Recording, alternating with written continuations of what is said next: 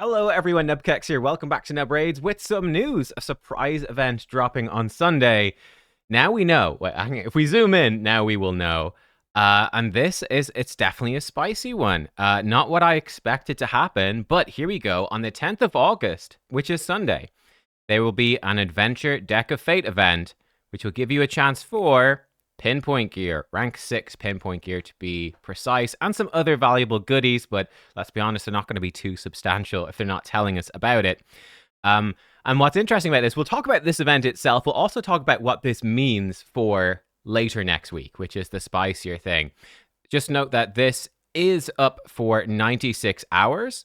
And when we look at the rewards, this is good news. You will be able to pin card rarity during this Adventure Deck of Fate. So we'll come back to how you do it in a second. I think the first thing to note, because I got this wrong. So yeah, I was an idiot. In my video I recorded earlier, I said, well, it's going to be personal reward CVC on Tuesday. It's not. It's going to be just normal, probably. We had personal reward CVC last time. They do sometimes run them back to back, but the expectation is that this is a non-personal reward CVC. But of course, if this starts on Sunday and it's up for 96 hours, that means Sunday, Monday, Tuesday, and Wednesday. So this fully overlaps CVC. This involves upgrading champions and getting artifacts and accessories. So basically a champion training event and dungeon divers. Again, I'm guessing with upgrading champions in these decks, it usually mirrors like the event of it all, right? Which means that you're not going to get points towards the deck for putting skill tomes into champions. Whereas with CVC, you obviously get tons of CVC points for putting skill tomes into champions. So you won't be able to double dip there. But I actually think that this, broadly speaking, is a pretty good little double dip, I will say, for a non-personal reward CVC. There's quite a lot of pressure in personal reward CVC to just grind Sand Devil or grind Spider, do something that you can do really quickly and just spend as much energy as quickly as possible. Champion training is not terrible, but it's a lot more intensive because you have to constantly switch your champions in and out and go into the tavern and etc. It's very gameplay intensive. Not the best for personal reward CVC. You could do it, but it's not the best. For a non-personal reward CVC, for just trying to get whatever minimum points your clan has to get those clan thresholds for points, this could be a pretty nice way to get your CVC points, especially because leveling up champions for most accounts is really good. On my account, I struggle now. I've got I struggle for champions to actually level up. I've got almost everything. Almost every epic and rare that I would ever want to build built, and all the legendaries pretty much built that I've got as well, apart from duplicates. I could just build dupes for fun, but I'm running out of stuff. But for you, might be very valuable. There will be 12 common. Let's do another color for this, but 12 common, 9 rare, and 9 epics. Now, this epics is the big one. In fact, let me circle it like this. The 9 epics, that's big because you're going to pin those, right? And that's what you should do. Almost definitely what you should do is pin it and try to get 3 epics matched using the pin. That typically gives you by far the biggest rewards, and because it's guaranteed, it's the way to go.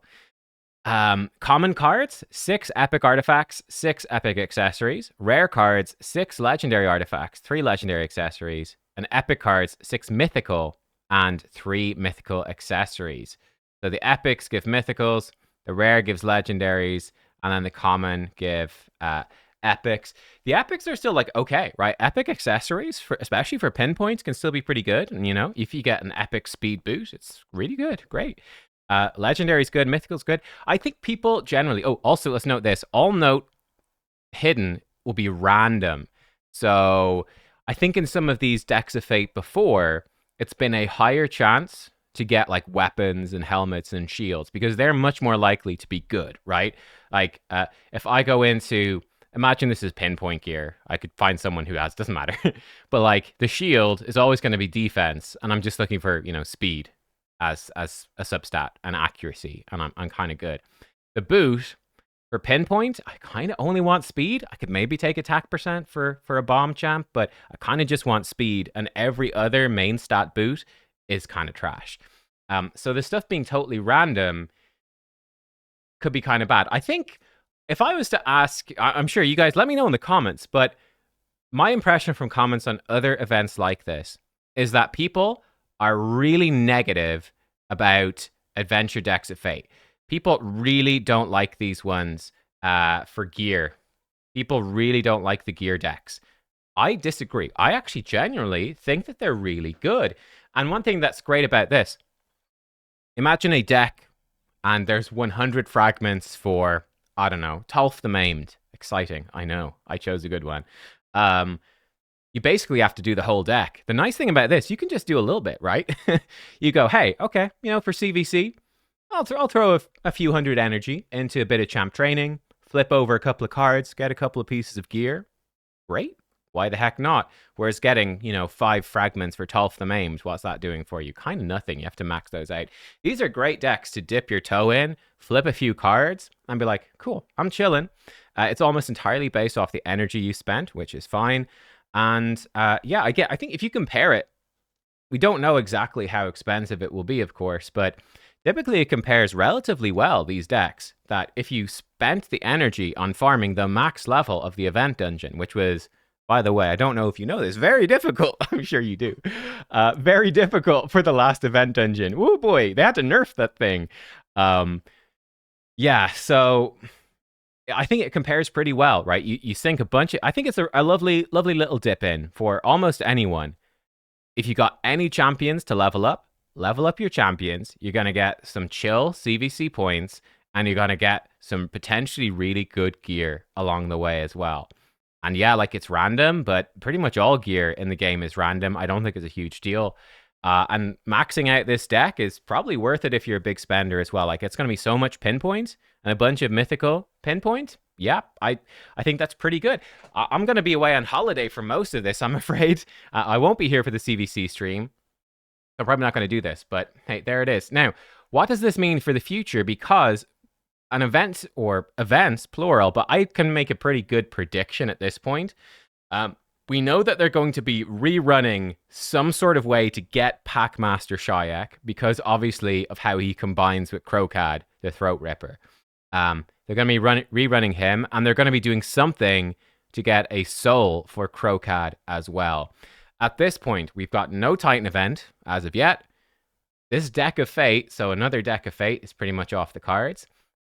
Titan event seems unlikely. It's almost certainly going to be either on Thursday, Friday, Saturday, Sunday, or maybe just Friday, Saturday, Sunday next week.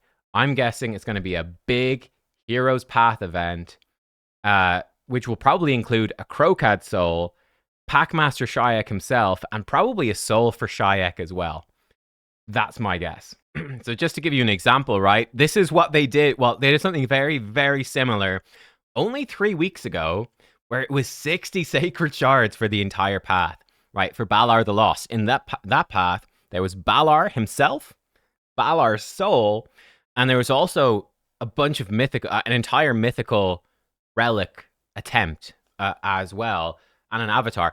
I'm expecting something similar for them.